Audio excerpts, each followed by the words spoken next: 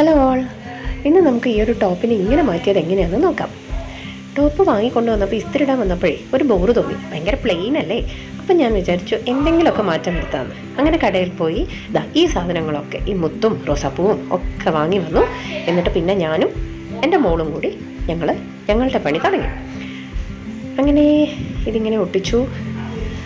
കഴുത്തിന് ഒരു ഡിസൈൻ കൊടുക്കാന്നുള്ള രീതിയിൽ ഞങ്ങളിങ്ങനെ മുത്തൊക്കെ ഒട്ടിച്ചു. അപ്പോൾ എൻ്റെ കൂടെ അവളും കൂടി എൻ്റെ കുഞ്ഞുമണിയാണ് ഇതെല്ലാം ഒട്ടിച്ചത്. അങ്ങനെ ഞങ്ങൾ രണ്ടുപേരും കൂടി ആ ഒരു കഴുത്ത് ഫിനിഷ് ചെയ്തു. അതിനുശേഷം ഞങ്ങൾക്ക് തോന്നി കഴുത്ത് മാത്രം ചെയ്തപ്പോൾ പോരാ, സ്ലിറ്റൊന്നും കാണുന്നില്ല. അങ്ങനെ ആ റോസാപ്പൂ എടുത്ത് ഞങ്ങൾ അതും കൂടെ ഒട്ടിച്ചു. പക്ഷേ ഒട്ടിച്ചിട്ട് ആ റോസാപ്പൂ നിൽക്കുന്നുണ്ടായിരുന്നില്ല. അവസാനം ഞാനത് തുന്നി ചേർക്കുകയാണ് ചെയ്തത്. അപ്പം ഞങ്ങളതിങ്ങനെ ആദ്യം ഒട്ടിച്ചു. അതിൻ്റെ നടുവിലായിട്ട് ഒരു കല്ലും കൂടി വെക്കാമെന്ന് മോള് പറഞ്ഞു. അതുപോലെ ഞങ്ങൾ കല്ലൊക്കെ സെറ്റ് ചെയ്തു.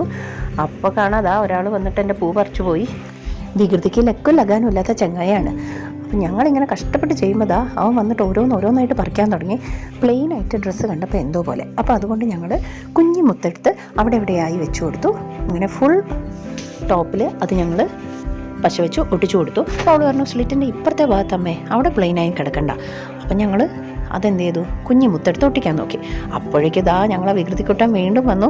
ആ മൊത്തം പാക്കറ്റ് എടുത്ത് അങ്ങനെ ഇപ്പോൾ ഒട്ടിക്കണ്ടെന്ന് പറഞ്ഞിട്ട് അവനങ്ങ് പോയി. പക്ഷെ പിന്നെ ഞങ്ങളടുത്തേക്ക് വന്നില്ല കേട്ടോ. അതോടുകൂടി ഞങ്ങളുടെ ഫുൾ വർക്ക് കഴിഞ്ഞിരിക്കുകയാണ്. ഇതാണ് ഞങ്ങളുടെ ടോപ്പിൻ്റെ ഫൈനൽ ലുക്ക്. എല്ലാവർക്കും ഇഷ്ടമായോ? Thank you.